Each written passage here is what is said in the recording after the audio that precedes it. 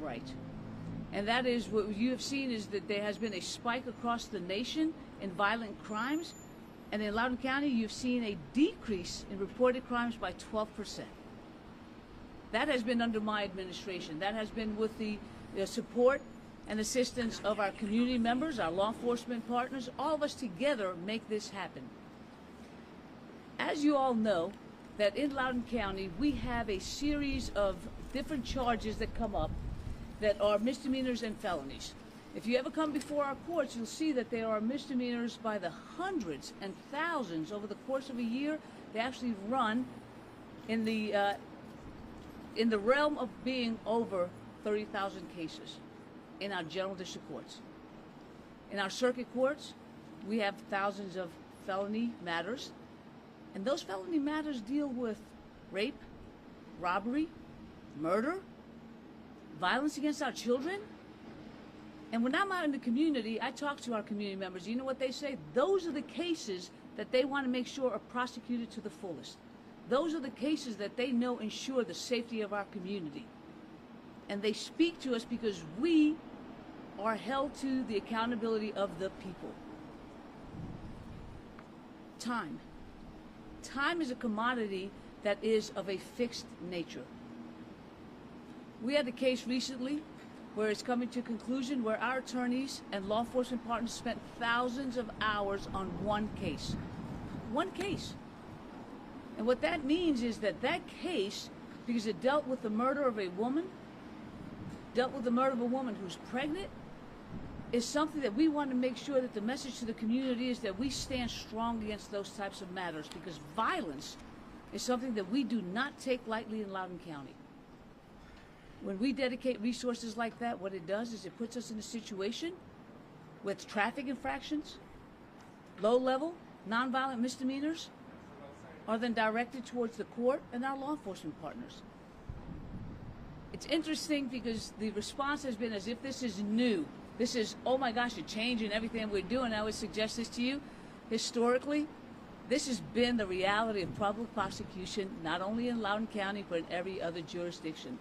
You go to court and you'll see people who are there and the judge calls a case, and you'll see the officer tell about what happened in the case. The judge will hear the evidence, give the accused an opportunity to speak, and the judge makes a decision. That's what we mean by we may not be primarily prosecuting those cases. Doesn't mean they're not being prosecuted, so please do not think that. They will be prosecuted. There's going to be accountability. That does not change. It just puts us in a situation where what we're doing is we are providing transparency, which is something new in offices such as ours, transparency into what we're going to do and how we're going to focus our resources. We have a significant problem with domestic violence in our communities. And we could spend 1 hour on a case of domestic violence and do a acceptable job, or we could spend multiple hours and solve problems. We have specialty courts in Loudoun County where it allows us to address what is the root of the problem so that we get to the solution and we reduce recidivism and we return people to the community that are safe to return. That's what happens. So when we are talking about transparency and letting people know that what we are going to do is we're going to focus on these violent crimes, it does not mean that we are not participating in the misdemeanors. It does not mean that we're not participating in the traffic infractions. It says this, that we will be there with our law enforcement partners, and if our officers can handle those matters, then they will be directed to go ahead and handle them with the court. If they can't, we're there for guidance. We're there to step in as needed. But we will not, on the first day, be able to have watched all the body-worn camera and read all the reports and interviewed all the witnesses, because for those low-level offenses, we will not have had the resources to dedicate to that. But if the opportunity presents itself that it should, then we will. Because that's what we're here for, is to serve the people of Loudoun County. I'm going to share some numbers with you, just from the general district courts. In 2020, criminal cases that were filed in our general district court, there's over 5,800. Traffic cases, over 28,000. In 2021, there were 4,900 criminal cases and 28,000 traffic.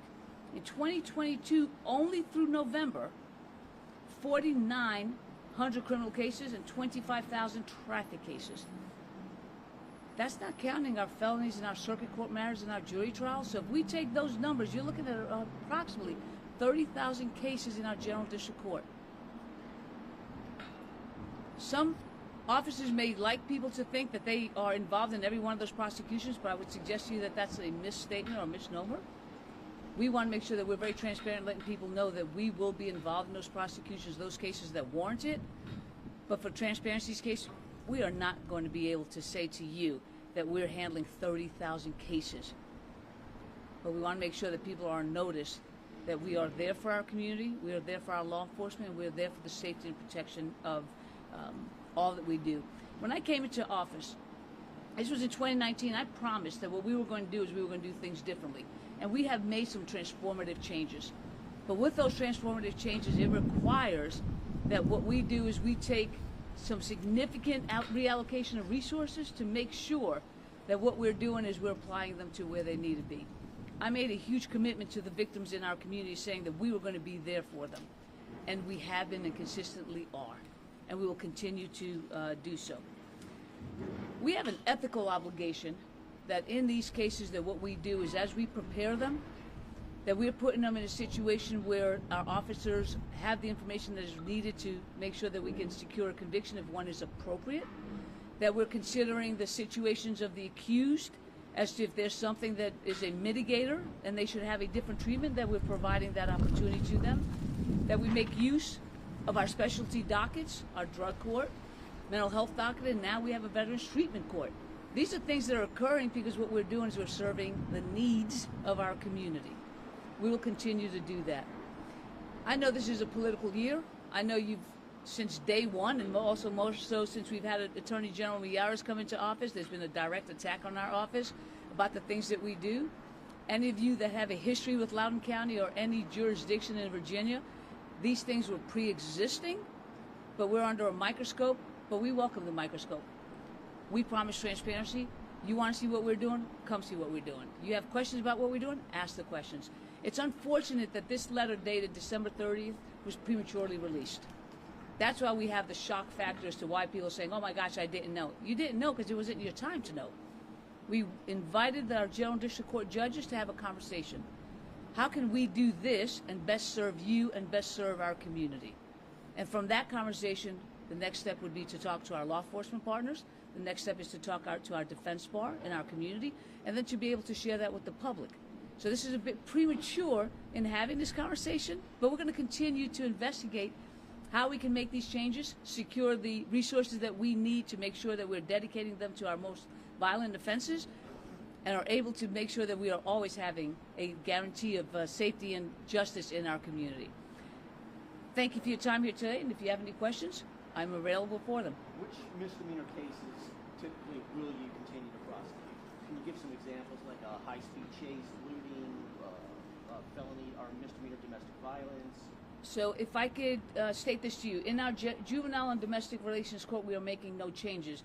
Every case that comes before that court, be it a juvenile charged with a minor offense, be it a domestic violence case, those are all going forward with a prosecutor that's directly involved in those cases. For domestic violence, what we did is we reallocated our resources to make sure that we have almost doubled the size of our victim witness team and almost doubled the size of our prosecution team because we take domestic violence so seriously. In the general district courts, what we have found is when we take appeals to the circuit court for cases such as speeding or reckless driving by speed, jurors are giving the individuals a fine. So if they're doing that, the community is speaking as to how they value those cases, so we need to make sure that we're representative of that. So the cases that we are dealing with is, for starters, one, we're involved in every case. We are there alongside our law enforcement partners in our courts. If they need our assistance, we are there. We are not abandoning the process, and also more important, let's make it very clear, those cases are being prosecuted. It's not there's somebody doesn't get charged, somebody doesn't come to court, somebody just walks out. Those cases are being prosecuted. But our primary witness in that case would be a law enforcement officer, and they would take the lead in presenting the case to the judge.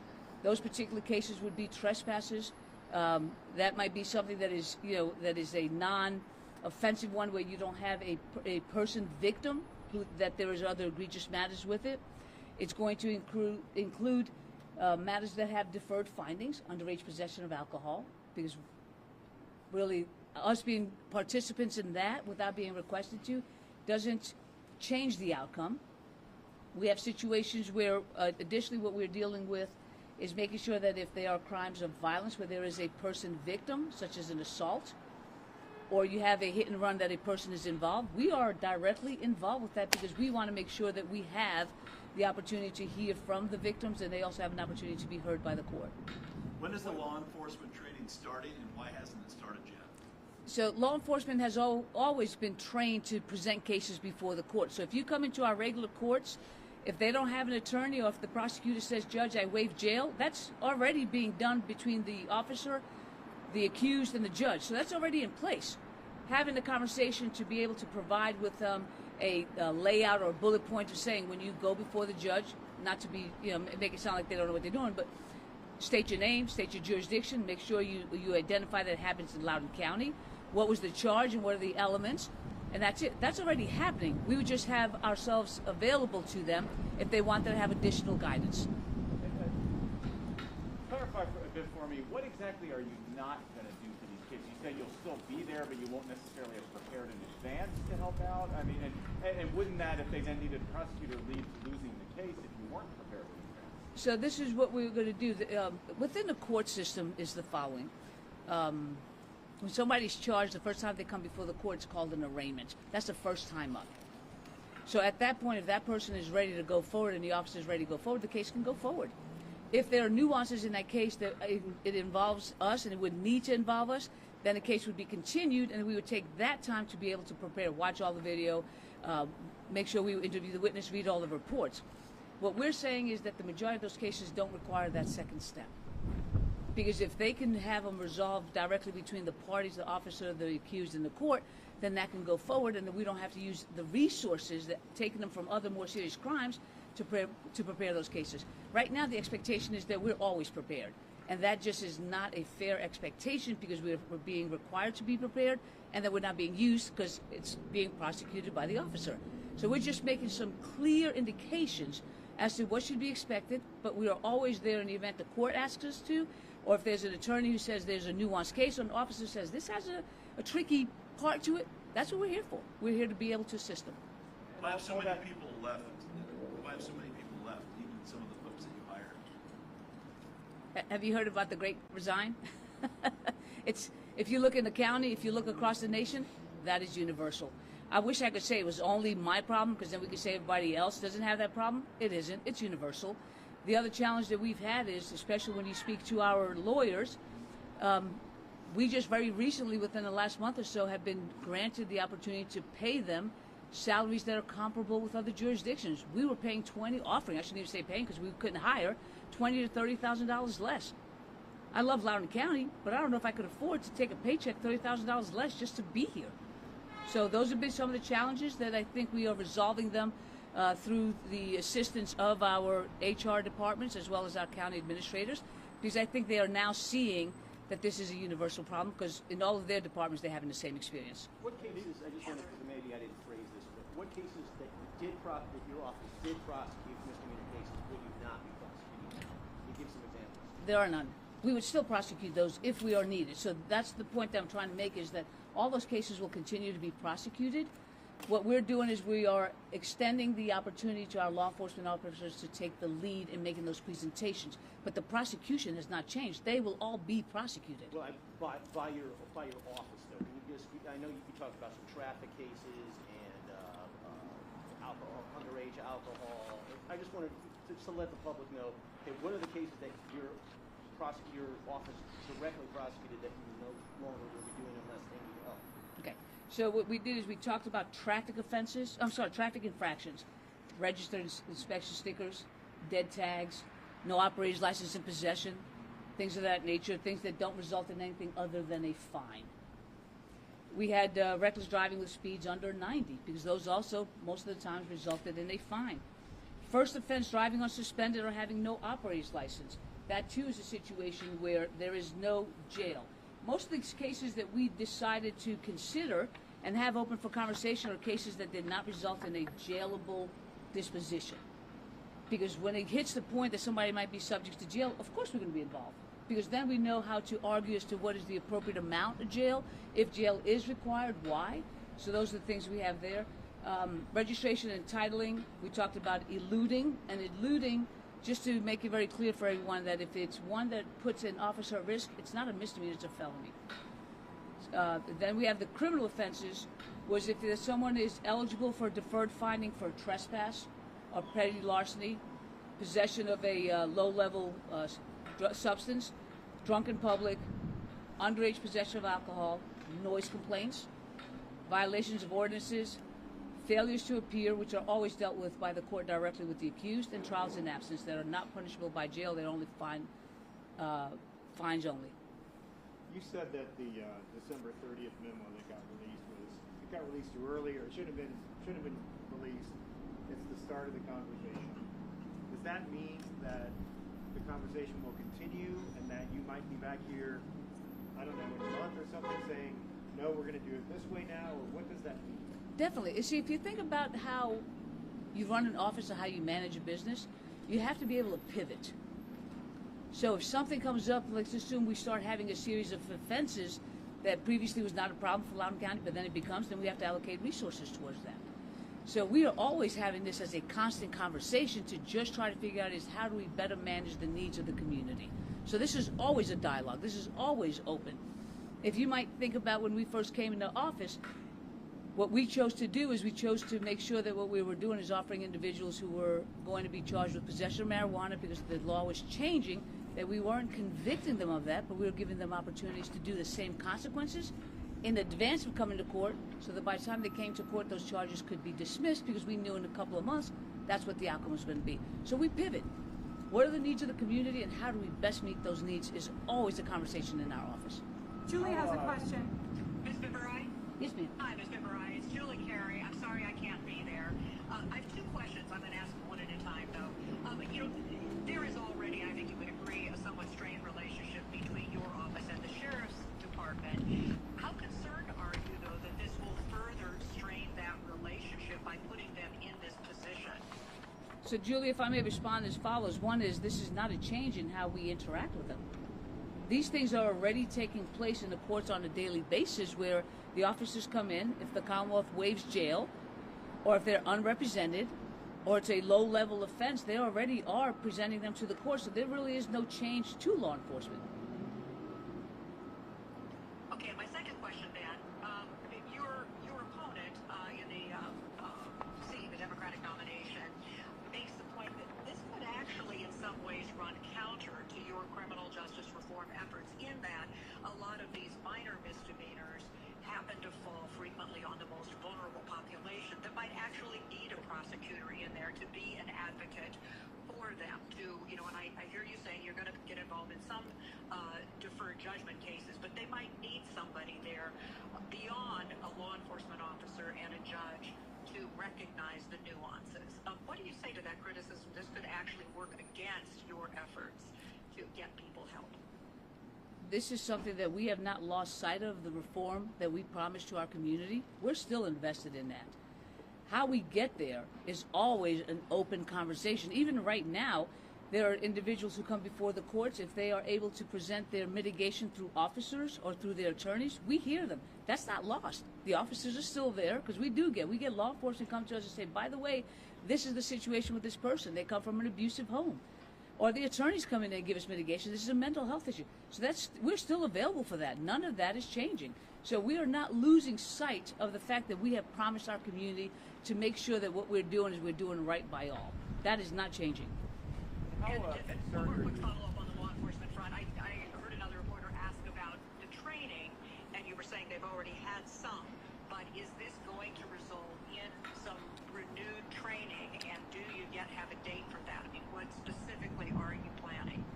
So I'll say this, that I can't plan what I don't have a partner to be able to do that. We are available to our law enforcement partners, and they help us by identifying what their needs are. I don't dictate to them what they should do, but we are always available to them in any sort of our trainings, and we welcome them on other more intense trainings. And when we do our sexual assault training, our victim impact trainings, we invite them, and if they choose to come, they're welcome to, and that door is still open. final And question. why wasn't How, the how letter sent to the concerned are you, judges also sent to Sharon Chapman at the same time if you were soliciting feedback? I was soliciting feedback from the judges because the judges, I felt at that moment, were the ones that would have the least ability to have a conversation and to have the greatest impact. It was not to exclude anyone, but it's a time factor. It's a matter that we send it to the judges to get their feedback as to how would this impact their courts. So if they came back... Have you received any feedback from them that's going to prompt any changes in your plan or proposal? So what we have is through our local bar association, we have appointments set up with them as well as at the end of the month, a bench bar committee meeting. So this conversation continues to the point that was asked earlier. It's an ongoing conversation. Would it make more sense, though, to make this announcement 2 weeks ago so there wouldn't be this whole situation where you're talking about transparency, but it's like, you know, then this thing gets leaked. Why didn't you just make the announcement on December 30th to everybody? Because then it would have caused this alarm, right? Because it was not yet ripe for doing so. This is why we say that it was prematurely released, because it's a conversation. We don't make decisions in a vacuum. We invite our law enforcement partners in our community to be able to assist us as to how we can better serve them. We all know that this is a political year. Anything that we do is going to get spun, and that's okay, because you know what? We don't make decisions to try to garner anyone's favor. We make the decisions to try to make sure that we are better serving our community in the most efficient way that we can. How concerned are you the way this got released, as you said prematurely, that the message people will not hear is the one you're giving today, but the message they'll hear is it's open season and loud and I can do these misdemeanors and get away with it? If anyone reads the letter, there's a portion in there that starts talking about the fact that these cases are prosecuted and they're presented to the court by law enforcement. So there's nothing in that letter that anyone should read that this is an open season, go commit crime. Remember, at the end of the day, I live in Loudoun County. This is my community of 30 years. I'm not interested in being in an unsafe community, but the way we guarantee safety is by focusing our resources on the most violent offenses. We are not these cases are not being prosecuted. They are being prosecuted. With the transparency that people understand when they come into the courtroom, that the voice that the judge may hear may be that of a law enforcement officer, and it may not be done through the question and answering of a prosecutor, because we don't have that information firsthand. We garnered that from our witness, which is a law enforcement officer, and now what we've done is we've asked them to do it directly to the judge. And you're going to release the letter now so that we actually kind of have some context? The letter has been released, but we can also have our the communications team go ahead and issue that out to the attendees. All right, thank you very much and have a great weekend.